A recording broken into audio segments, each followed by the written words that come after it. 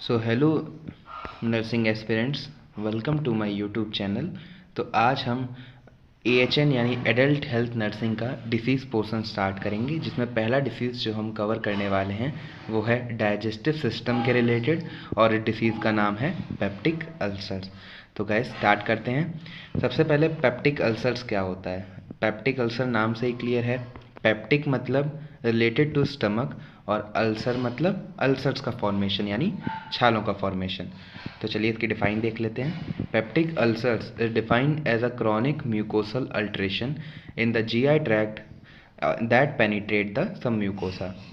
यानी peptic ulcer define किए जाते हैं एक क्रॉनिक म्यूकोसल अल्ट्रेशन के रूप में, जो कि कहाँ होते हैं गाइस, हमारे GI ट्रैक्ट में, जिसकी वजह से हमारी जो सब म्यूकोसा लेयर होती है वो पेनिट्रेट कर जाती है, जिन्हें हम पेप्टिक अल्सर्स कहते हैं। Okay guys, peptic ulcers basically, peptic ulcers का मतलब होता है हमारी सब म्यूकोसा लेयर जो है हमारे स्टमक की, उसके अंदर अल्सर्स का फॉर्मेशन हो जाना, छालों का फॉर्मेशन हो जाना, जिसकी वजह से वो पेनिट्रेट हो जाती है, डैमेज हो जाती है, उस कंडीशन को हम पेप्टिक अल्सर्स कहते हैं। तो अब देखते हैं गाइस एटियोलॉजी, यानी कि किन किन रीजंस की वजह से हमारे पेप्टिक अल्सर्स कॉज होते हैं। सबसे पहला रीज़न है गाइस हेलिकोबैक्टर पाइलोरी इन्फेक्शन, यानी H pylori infection.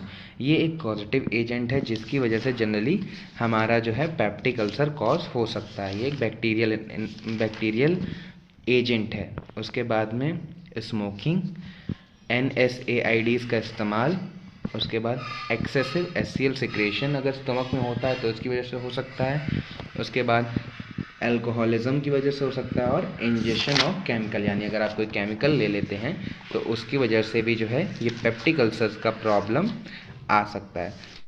So guys, ये थे हमारे एटियोलॉजिकल फैक्टर्स। अब हम जानेंगे इसकी पैथोफिजियोलॉजी, यानी हमारा पेप्टिक अल्सर कैसे कॉज हो रहा है। तो सबसे पहले क्या हो रहा है guys, due to etiological factors, जैसे एटियोलॉजिकल फैक्टर हमारी बॉडी में एंटर किए, उसकी वजह से क्या हुआ, इम्पेयर्ड म्यूकोसल बैरियर प्रोटेक्शन, यानी कि हमारे जो म्यूकस का बैरियर था, हमारी म्यूकोसल लेयर का जो बैरियर था वो इम्पेयर्ड होने लगा, जिसकी वजह से म्यूकोसल सेल्स का फंक्शनिंग आगे लो हो गया, कम हो गया, और हमारे जो स्टमक है उसके अंदर HCl का सिक्रीशन इंक्रीज हो गया। अब गाइस, म्यूकोसल लेयर का फंक्शनिंग कम हो रहा है एटियोलॉजिकल फैक्टर की वजह से, और HCl का सिक्रीशन हमारे स्टमक में इंक्रीज हो रहा है, जिसकी वजह से म्यूकोसल लेयर डायरेक्टली हमारे HCl के कांटेक्ट में आ जाती है, और उसकी वजह से आगे इन्फ्लामेशन कॉज होता है, म्यूकोसल अल्ट्रेशन होता है, ब्लीडिंग होती है, और हमारी म्यूकोसा डैमेज हो जाती है। और जब ये कंडीशन बहुत ज़्यादा सीवियर होने लगता है, म्यूकस कंटिन्यूसली डैमेज होने लगता है, डैमेज होता रहता है, तो वो कंडीशन एक मतलब पेप्टिक अल्सर का रूप ले लेती है, जिसे हम पेप्टिक अल्सर्स कहते हैं। तो एक बार और गाइस की पैथोफिजियोलॉजी देख लेते हैं। एटियोलॉजिकल फैक्टर्स हमारी बॉडी में एंटर किए, जिसकी वजह से म्यूकोसल बैरियर प्रोटेक्शन जो है इम्पेयर्ड हुआ, फिर म्यूकोसल सेल्स की फंक्शनिंग लॉस होने लगी, और हमारे पेट में HCl का सिक्रीशन बढ़ने लगा। HCl का सिक्रीशन हुआ, जिसकी वजह से HCl जो है म्यूकोसल लेयर के डायरेक्ट कांटेक्ट में आया, जिससे वहाँ पे इन्फ्लेमेशन कॉज हुआ, म्यूकोसल अल्ट्रेशन कॉज हुआ, और म्यूकोसा डैमेज होने लगी, और ये कंडीशन फर्दर रूप ले लेती है पेप्टिक अल्सर्स का। ओके गाइस, अब हम देखते हैं इसकी क्लिनिकल मैनिफेस्टेशंस, यानी क्या क्या साइन और सिम्टम्स हमें शो होंगे अगर किसी पर्सन को पेप्टिक अल्सर्स हैं। सबसे पहला, burning sensation in the epigastric region, यानी हमारे एब्डोमेन के एपिगैस्ट्रिक रीजन में बर्निंग सेंसेशन फील होगा। उसके बाद में पायरोसिस गाइस एक मेडिकल टर्म है जिसका मतलब होता है burning sensation in stomach and go towards mouth, यानी हमारे पेट में जो है बर्निंग सेंसेशन होता है और वो हमारे माउथ की तरफ आगे ऊपर बढ़ता है, यानी जलन ऊपर की तरफ आती है। उसके बाद वॉमिटिंग, कॉन्स्टिपेशन और डायरिया, और GI ब्लीडिंग, जो कि एविडेंस कर सकते हैं हम लोग ब्लड की प्रेजेंस स्टूल में। अगर स्टूल में ब्लड आ रहा है तो मतलब GI ब्लीडिंग होता है। उसके बाद में डायग्नोस्टिक एवेल्युएशन, यानी कि कैसे हम इसको डायग्नोस करेंगे। सबसे पहले हिस्ट्री कलेक्शन, फिर फिजिकल एग्जामिनेशन, उसके बाद ईसोफेगो गैस्ट्रोड्यूडेनोस्कोपी। ये एक टेस्ट है जिसके थ्रू, स्कोपी का मतलब होता है विजुलाइजेशन, जिसके थ्रू हम GI ट्रैक्ट के अंदर एक कैमरा डाल करके पूरे हमारे GI ट्रैक्ट को विजुलाइज करते हैं कि क्या क्या उसके अंदर कॉम्प्लिकेशंस आ रहे हैं। तो ईसोफेगस, गैस्ट्रिक और स्मॉल इंटेस्टाइन का ड्यूडेनम, इन तीनों को विजुलाइज करने के लिए एक कॉमन टेस्ट बनाया गया है जिसमें हम कैमरे के थ्रू इन तीनों पार्ट्स को विजुलाइज कर सकते हैं, जिसका नाम है ईसोफेगो गैस्ट्रो ड्यूडेनोस्कोपी। इसके थ्रू हम ये चेक कर सकते हैं कि पेप्टिक अल्सर्स किस जगह पर हैं और कितने सीवियर हैं। बेरियम स्टडी, उसके बाद serum H pylori antibody test, इससे हम ये डिटेक्ट कर सकते हैं कि हमारे ब्लड में एच पाइलोरी मतलब जो है प्रेजेंट है कि नहीं फैक्टर, जिसकी वजह से हो सकता है कि पेप्टिक अल्सर्स कॉज हो रहे हों। सो गाइस अब बढ़ते हैं कॉम्प्लिकेशंस की तरफ कि क्या क्या कॉम्प्लिकेशन आ सकते हैं इस डिसीज़ की वजह से। सबसे पहला होता है गैस्ट्रिक आउटलेट ऑब्स्ट्रक्शन। ये क्या होता है? Is more likely to occur with ulcers that are close to the pyloric channel. मतलब जब पाइलोरस रीजन में, पाइलोरिक चैनल के पास में अल्सर्स का फॉर्मेशन सीवियर हो जाता है तो उसकी वजह से एक ब्लॉकेज क्रिएट हो जाता है वहाँ पर, जिसकी वजह से हमारा गैस्ट्रिक कंटेंट जो है वो स्मॉल इंटेस्टाइन की तरफ मूव नहीं कर पाता है, जिसे गैस्ट्रिक आउटलेट ऑब्स्ट्रक्शन कहते हैं। सेकेंड क्या कॉम्प्लिकेशन आता है गाइस? परफोरेशन। परफोरेशन का मतलब क्या होता है? जब किसी भी ऑर्गन का जो है लेयर्स डैमेज होने लगता है और वहाँ पर एक होल क्रिएट हो जाता है, जिसकी वजह से उस ऑर्गन का जो मटेरियल है वो दूसरी कैविटी में जाने लगे, उसे हम परफोरेशन कहते हैं। When perforation occur, the content of stomach escape into the peritoneal cavity leading to the peritonitis। यानी अगर वहाँ पे परफोरेशन हुआ मतलब जो हमारा स्टमक है उसकी चारों लेयर्स डैमेज हो चुकी हैं, जिसकी वजह से वहाँ पर एक स्मॉल कैविटी और एक होल जनरेट हो जाता है, जिसके थ्रू जो स्टमक का कंटेंट है वो हमारे स्टमक से निकल करके पेरिटोनियल कैविटी में जाने लगता है, जो एक फर्दर कंडीशन को मतलब जो है प्रमोट करता है, तैयार करता है, जिसे हम पेरिटोनाइटिस कहते हैं, और वो भी एक सीवियर कंडीशन का रूप ले लेता है। तीसरा कॉम्प्लिकेशन है पेनक्रियाटाइटिस, यानी पेनक्रियाज का इन्फ्लेमेशन। और चौथा है ब्लीडिंग। जो ब्लीडिंग जो है वो हम मतलब जो है कैसे डिटेक्ट कर सकते हैं? हेमाटोहेमेसिस और हेमाटोचेजिया के फॉर्म में। हेमाटोहेमेसिस मतलब ब्लड इन वॉमिटिंग एंड हेमाटोचेजिया मतलब blood in stool. So guys अब हम लोग देखते हैं मैनेजमेंट ऑफ पेप्टिक अल्सर्स कि कैसे पेप्टिक अल्सर्स को मैनेज किया जाता है। So the main goal of peptic ulcer treatment are lifestyle modification, hyposecreted drug therapy और सर्जरी। ये 3 फॉर्म्स में होता है। सबसे पहले लाइफस्टाइल मॉडिफिकेशन, यानी अगर पेप्टिक अल्सर्स का कंडीशन थोड़ा मतलब स्टार्टिंग फेज है और ज़्यादा सीवियर नहीं है और हम उसको बिना ड्रग के भी मॉडिफाई मतलब ट्रीट कर सकते हैं, तो फिर हम लाइफस्टाइल मॉडिफिकेशन का सहारा लेते हैं। उसके बाद में अगर पेप्टिक अल्सर जो है मॉडिफाई होने के बाद भी, लाइफस्टाइल चेंजेस के बाद भी नहीं क्योर हो पा रहा है, तो उसके लिए हम हाइपोसिक्रेटरी ड्रग्स का इस्तेमाल करते हैं। पर जब कंडीशन बहुत ज़्यादा सीवियर हो जाए, परफोरेशन स्टार्ट हो जाए वहाँ पे, तो हम सर्जिकल मैनेजमेंट का सहारा लेते हैं। तो सबसे पहले लाइफस्टाइल मॉडिफिकेशन आता है। लाइफस्टाइल मॉडिफिकेशन के अंदर हम लाइफ को अपनी मॉडिफाई करते हैं जिससे पेप्टिक अल्सर क्योर हो सके और होने से बच सके। सबसे पहला अवॉइड स्मोकिंग, स्मोकिंग को अवॉइड करना है। एस्प्रिन को अवॉइड करना है। अवॉइड NSAID एंड अल्कोहल, यानी NSAIDs non steroidal anti inflammatory drugs का यूज़ और अल्कोहल का यूज़ स्टॉप करना है, अवॉइड करना है। उसके बाद stress reduction and rest, stress reduce करना है और प्रॉपर रेस्ट लेना है।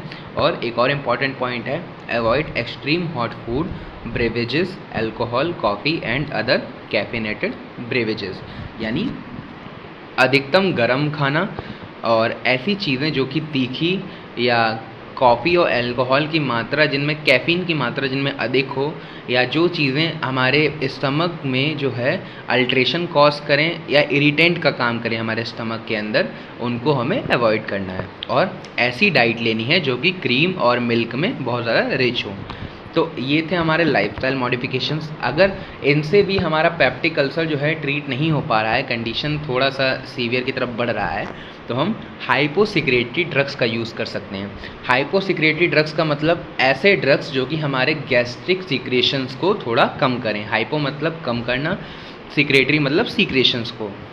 तो उनके अंदर क्या क्या आता है? PPI यानी प्रोटॉन पंप इनहिबिटर, जिनके अंदर आते हैं omeprazole, pantoprazole, H2 receptor antagonist, and acids, ये सब हम यूज़ कर सकते हैं। उसके बाद आता है हमारा सर्जिकल मैनेजमेंट, यानी जब कंडीशन और ज़्यादा सीवियर हो चुका है, अब विदाउट सर्जरी को हम इसे ट्रीट नहीं कर पा रहे हैं, तो हम सर्जिकल मैनेजमेंट का सहारा लेते हैं। बाय द सर्जरी हम इसे ट्रीट करते हैं। तो सबसे पहला गाइस जो हमारा सर्जिकल मैनेजमेंट है वो है पाइलोरोप्लास्टी। तो पाइलोरोप्लास्टी के अंदर गाइस क्या होता है, इसके अंदर जो हमारा ब्लॉक्ड हो चुका पाइलोरस रीजन है, जो कि अल्सर्स की वजह से जो है ब्लॉक हो चुका है, उसको हम जो है ओपन करने की कोशिश करते हैं। उसके अंदर एक स्मॉल ओपनिंग बना करके उसका जो है एरिया बड़ा कर देते हैं, जिससे कि हमारा जो गैस्ट्रिक कंटेंट है वो ईजिली जो है हमारी इंटेस्टाइन की तरफ मूव कर दे और वहाँ का ब्लॉकेज जो है ख़त्म हो जाए।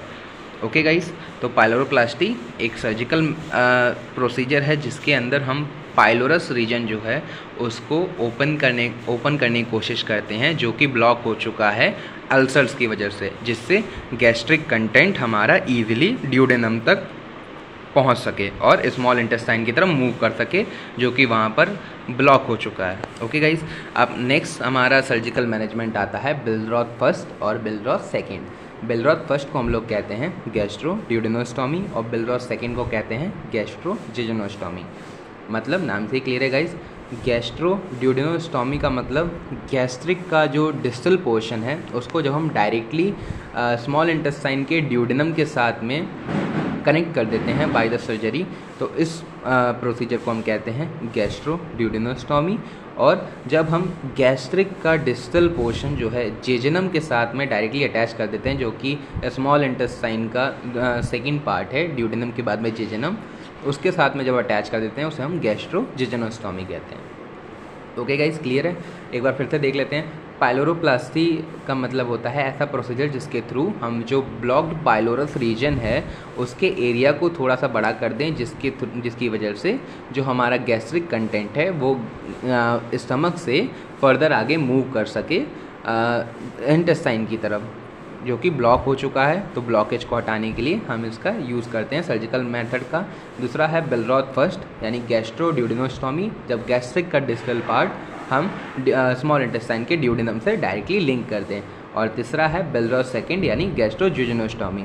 अगर हमारा पेप्टिक अल्सर्स स्मॉल इंटेस्टाइन के ड्यूडेनम को भी अफेक्ट करने लगता है तब हम गैस्ट्रो जिजोनोस्टॉमी करते हैं, जिसमें हम गैस्ट्रिक का डिस्टल पार्ट डायरेक्टली जेजनम से अटैच कर देते हैं। ओके गाइस, उसके बाद देखते हैं क्या क्या पोस्ट ऑपरेटिव कॉम्प्लिकेशंस आ सकते हैं ऑपरेशन के बाद में, क्या क्या कॉम्प्लिकेशन आ सकते हैं। Bleeding occurs at the anastomosis site. Guys, bleeding हो सकती है एनास्टोमोस्ट साइट पे। एनास्टोमोस्ट साइट वो साइट होता है जहाँ पे एक्चुअल ऑपरेशन परफॉर्म हुआ हो सकता है, तो वहाँ पे एक्चुअल ऑपरेशन परफॉर्म होता है, वहाँ पे ब्लीडिंग हो सकता है। उसके बाद डंपिंग सिंड्रोम, ये सिंड्रोम अर्ली 30 मिनट्स में दिखता है पेशेंट के अंदर, जो कि मील देने के बाद में अगर ट्रैकीकार्डिया, सिनकोप, स्वेटिंग या पाल्पिटेशंस अकर हो सकता है 30 मिनट में, तो उसे हम डंपिंग सिंड्रोम कहते हैं। और इट कैन बी मैनेज, ये मैनेज किया जा सकता है by decrease in carbohydrate intake और स्लो ईटिंग और avoid fluid during meal and eat a small frequent meal. यानी इसको हम कैसे अवॉइड मतलब कंट्रोल मैनेज कर सकते हैं, कार्बोहाइड्रेट का इंटेक कम करके, स्लोली ईट करके और स्मॉल मील्स रूल लेके। ओके, और उसके अलावा एक और पोस्ट ऑपरेटिव कॉम्प्लिकेशन आ सकता है माल एब्जॉर्प्शन, यानी कि जो भी हम खा रहे हैं उसका एब्जॉर्प्शन प्रॉपर्ली नहीं होगा। आई होप गाइस आपको ये वीडियो अच्छा लगा हो, और अगर ये वीडियो आपके लिए थोड़ा सा भी हेल्पफुल हो गाइस तो प्लीज़ लाइक करें, शेयर करें, सब्सक्राइब करें हमारे चैनल को।